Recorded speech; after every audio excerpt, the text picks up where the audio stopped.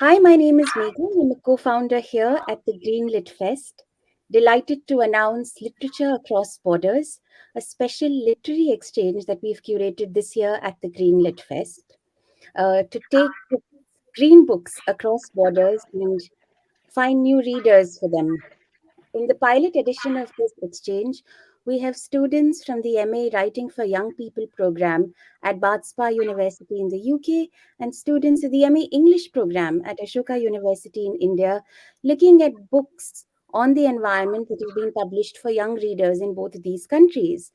And exploring how writers in these countries are looking at the connection between nature and childhood in the age of the Anthropocene, a geological period when human activities are fiddling with the fate of the planet.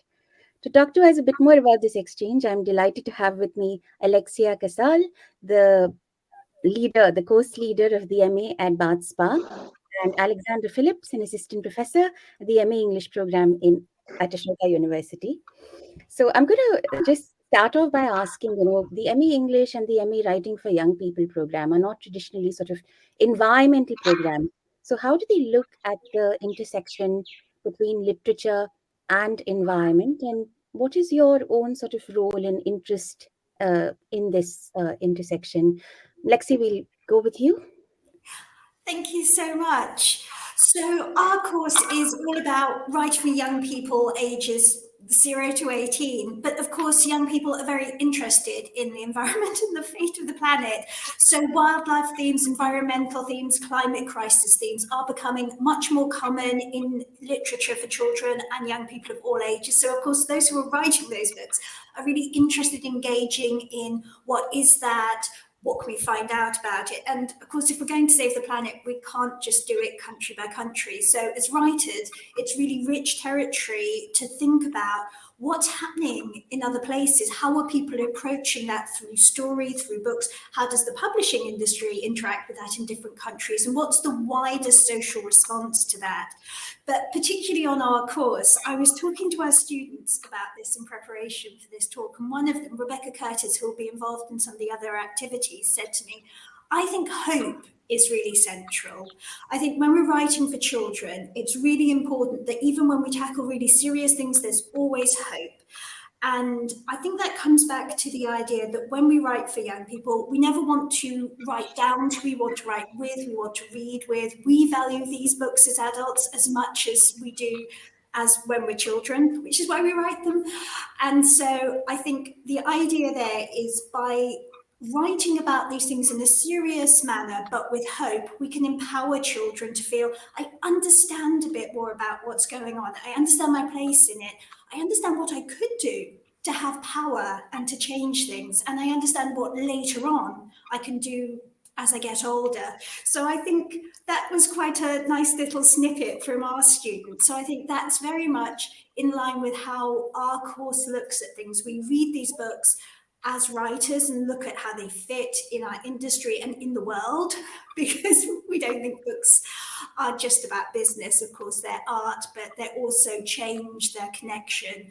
Reading drives empathy so much. So, for all those reasons, hope, empowerment, and empathy, I think, is our major focus in looking at these things. But yes, it's just such a important thing to tackle for young people and their future. So it would have to come into our literature.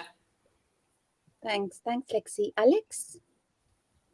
Yes, so in departments of literature, we are, of course, studying obviously literary texts and cultural texts more broadly in a transnational and a transhistorical perspective. So that raises the question of, well, why are we talking about ecological matters when we're looking effectively at documents that are on paper? The fact that paper is made from trees notwithstanding.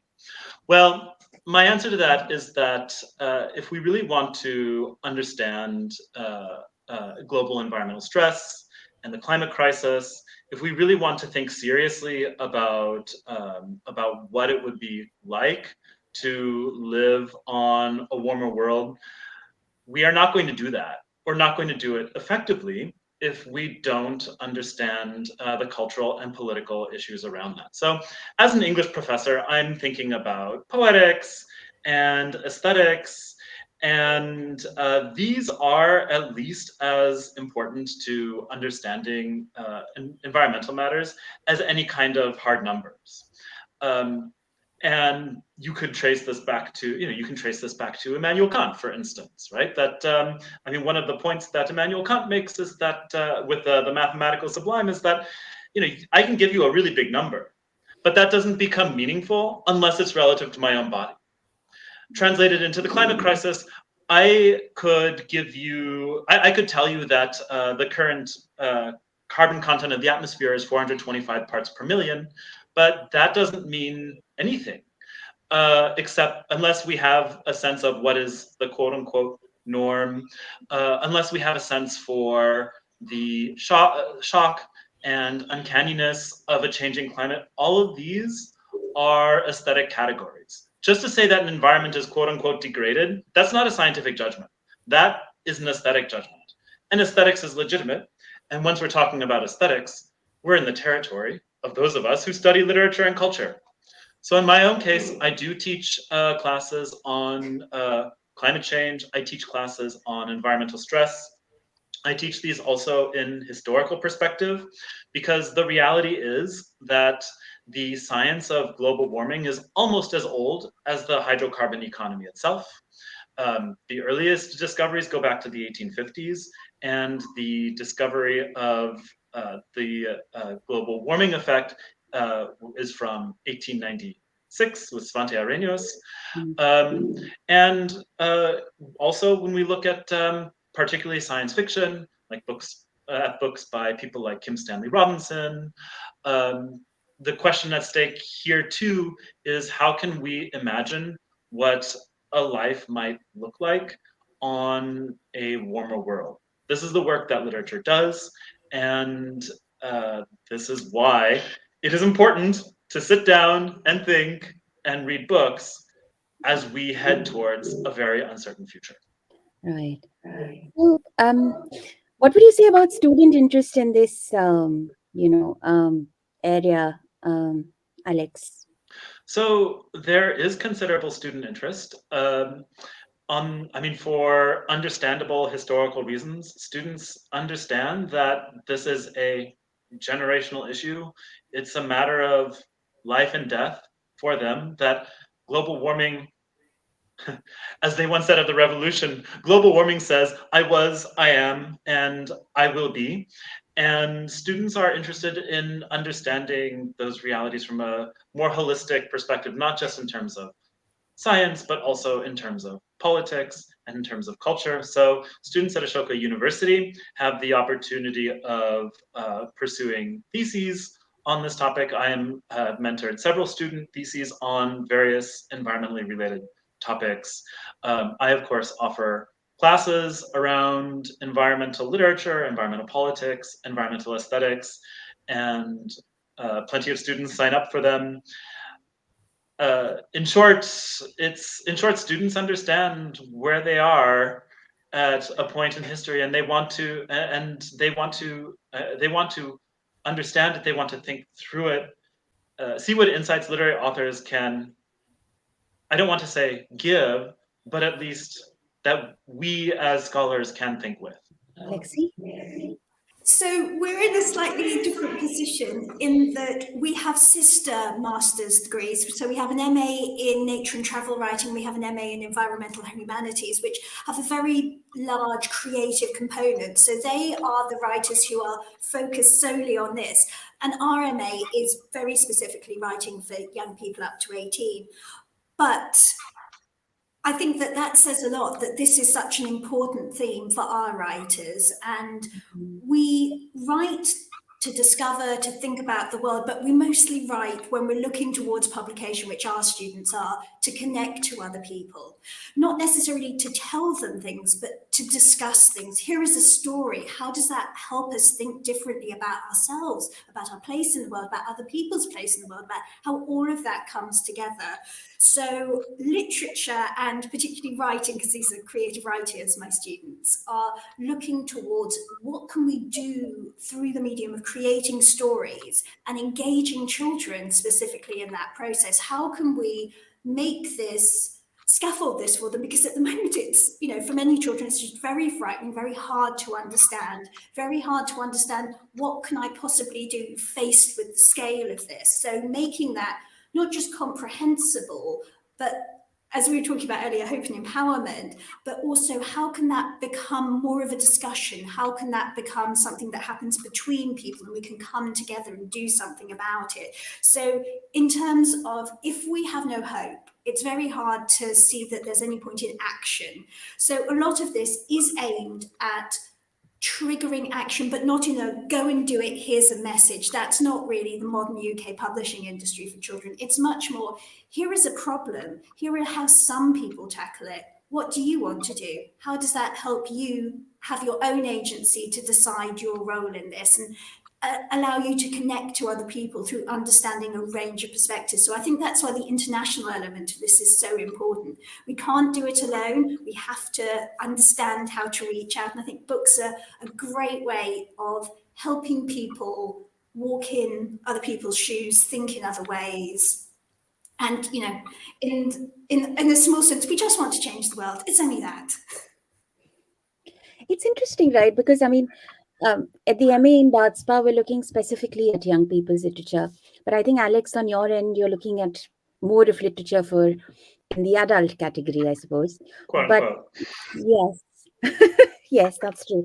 But it's interesting because the more I look at this sort of area, I find that it doesn't make sense to have these boundaries separating the genres as children's literature and literature, adult trade backs.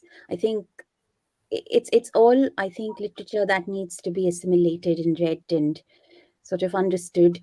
And age is, I mean, quite irrelevant sometimes if you really look at the stories, because they're just so current in terms of sort of timeliness and the need to have these stories.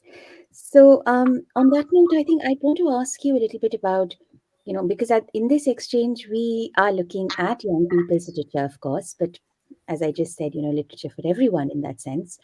How do you see this sort of exchange feeding into what's already happening, uh, you know, at your courses, Alex? There are a few things that I can think of. Of course, as someone, as an employee of the university and a mentor to students, I am excited about the opportunity or being able to give to students the opportunity to collaborate with students at other institutions and across national borders, not in the least because we are talking about a crisis that knows no borders, and where turning on an ignition here in Delhi would melt an ice cap and cause flooding in, let's say, New York City, right? But beyond that, to come back more specifically to the institutional context, part of what's at stake in any kind of critical movement, like in this case, eco-criticism, is expanding the boundaries of the canon, expanding the boundaries of the syllabus. And so I'm very pleased to see our master's students participating in a collaboration that does that kind of work of thinking through authors that are not the classics for adults, but that might still, in their own ways, help us to do the work that I mentioned earlier of thinking about the political and cultural issues surrounding contemporary environmental problems. Thanks, Alex. So I think we have very similar goals, which is just as well in this type of program. For our students, although they're looking to work and publish in the UK primarily, the hope is always that the books go as far as possible, the stories go as far as possible. And if we do work around that in analysing literature, the more we can think broadly and connect with other people's ideas. Because the thing that's very hard as a writer, and you get to breakthroughs when students understand what it is that they don't know that they don't know. So I think these type of cultural exchanges are great for that. You don't know what you don't know. You have a framework and you can read around and you can think around, but actually talking to other people, having a discussion, going back and forth, bouncing ideas off each other, saying, oh, well, how about this? Oh, well, I've had this idea now, and taking that forward. That's when things get really exciting and you can have a real discovery and a real change of mindset about things. You know, the typical thinking outside the box. I think the other thing that's really exciting about it is children's publishing is trying very hard to be more inclusive, more diverse, and to think in a way that is much more critical about what are we doing here? What are our ethical responsibilities? What are our moral responsibilities?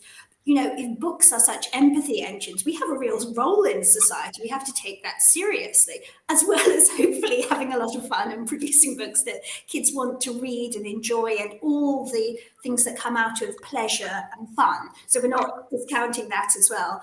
But in terms of that, there's always this tension, which I think Alex touched on, about canon versus what we're doing now. Because what we're doing now is when we can change things. You know, we can produce books that are more representative. We can produce books that are actually engaging with this conversation. So without at all discounting the classics, it's really great to be looking at literature that is much more current and is able to be involved in that and responsive to those debates and considerations. So I think for our students, that thing about we're bringing in the canon and we're recognizing the importance of that, but we're looking very specifically at very current books and where things are going. I think that forward-looking nature and the ability of that literature to show a world in change is really exciting, especially when these are some of my students, hopefully the people going to be creating the next iteration of that. So I think for us, that's a really important element. Sure. Thanks, Lexi. Do you have something to say about that, Alex? Okay, sorry, I just thought. But I want to actually end off this conversation by asking you, you know, very often when one looks into one's childhood and looks at literature, some of it falling into, possibly falling into that canon that we were talking of earlier, because this literature that's come down through the ages in a way, at least. I mean, because if I look at my childhood, I think some of the earliest texts rooted in the natural world, but sort of very moralistic, were animal stories that featured in the Panchatantra. But for either of you, were there books from your childhood that had, that were sort of rooted in the natural world that you still sort of remember all these years later? Yes, there are a couple that come to mind. The very first novel, the very first chapter book, if you will, that I read through as a kid was Robert Louis Stevenson's Treasure Island. And I mean, part of the fascination of that novel is not just the adventure story, but the presence of the desert island. And I remember there's one chapter called The Ebb Tide Flows. And that was a chapter that I would often skip over after I read it the first time, because not a whole lot happens in that chapter. Jim Hawkins is on a canoe and he's just being carried along by the tide. And what's interesting now, of course, is that the quote unquote classical adult literature that I read is often, that I work on, is often highly descriptive, is often, if you will, very boring in interesting ways. This is actually a theoretical problem when it comes to the way that the environment is represented in nature. That the way that the nature and the description of nature seems to square or resist narrativization. The other example that occurs to me actually is a kind of maybe a more like a semi-canonical novel, and that's James Thurber's The 13 Clocks. I read it in part because, if you can see the background, I do have a thing for mechanical clocks. But the thing about that novel is that both in its descriptions and in its illustrations, it's incredibly atmospheric. It's also a novel that breaks down this distinction between quote unquote children's literature and quote unquote adults literature, because it's very elusive to, for instance, to Shakespeare. And it's a novel that thinks about itself. I mean, one of the fairy tale characters says, I am not a mere device, as in, I'm not just a literary device, I'm actually a real individual being. But to come back to the reason that I mentioned this novel, I mean, the premise of the novel is that there's a castle with a villainous duke, and all the clocks are frozen. And the moment of defeat is when they are able to get the clocks going again. And suddenly time moves forward and the atmosphere clears up. And I mean, a flower blooms, nature actually changes the moment that that time is set back in motion. And so it's like both the human and the natural world find a sort of out from a situation that seems totally dead, like where there's absolutely no way forward. Of course, if we think about that in the context of a discussion of climate change, it might raise some questions about the status of atmosphere, given the fact that the clocks have to be unfrozen, that the world has to warm up, basically in order for history to proceed. That's an It's a interesting. beautiful novel, and I highly recommend it. Lexi? So I'm dyspraxic, so it took me a long time to learn how to read and to write, which was great since I've wanted to be a writer since before I can remember, so a little bit of a contradiction in terms. So for me as a child, illustration was really important. I loved books, I loved stories, but I struggled to have access to them. So illustration was really helpful. So I'm thinking back to the Bramley Hedge books by Jill Barklam and things like the Flower Fairy series by Cicely Mary Barker, which are often rubbish to a degree because they're very pretty, but they're also very accurate about the natural world. And looking at those pictures, I really understood a bit more about how plants worked and what the different parts were. And it got me sort of looking at things on the ground a bit more. So I developed a love of gardening, I think, partly through that. Just these really beautiful things that helped me have access to the other elements which I was struggling a bit more with. And also the Just So stories, because of the rhyme, they were very easy to remember, and I have a very good long-term memory. So when people told me those stories and I had some illustrations, I could remember bits of them, so I could have a starting to be scaffolded into being able to access the text for myself. So I just loved all of those things, and I was very engaged by descriptions. I think even engaged by descriptions and nursery rhymes, things like winking, blinking, and nod, I think it's nod, sail off into a silver sea, and those types of things, that beautiful lyrical language that we have in a lot of those early things. Really fascinated me as a child and made me passionate about words, but also made me passionate about the world. I want to go and see the sea when it looks silver. I want to go and see, in C.S. Lewis, that you have the sort of actually quite close to what Alex were talking about, the frozenness of time. The seasons aren't changing, it's always winter. And there is this wonderful winter wonderland, but there's that need for the spring to come and for things to move forward. And you really feel that joy when everything starts to melt and you get the next natural stage. I think those things are so captivating when they're made magical. And if children can become passionate about that, I want to see it, I want to be part of it, that has to help with this actually matters, this is important. Yes, it's great to play this in a video game, but I also want to sometimes go out there and touch the grass and grow a plant that isn't just pixels. I want there to be actually somewhere an actual plant. So without devaluing any of those things, I think that it's the roundedness. The illustrations weren't all I wanted. I wanted the words too. And it's the same thing. We need to enthuse children in terms of looking through my specific lens about all these different elements. And I think those books that we read early in childhood really stick with us and shape the way we think, even in ways we're not always aware of, unless we really try and drill down into it. So creating those works is a great honor and privilege, but also, what are we doing when we do that? We're laying the foundations for how some people look at certain aspects of the world, and there's a lot of power in that, which is really exciting.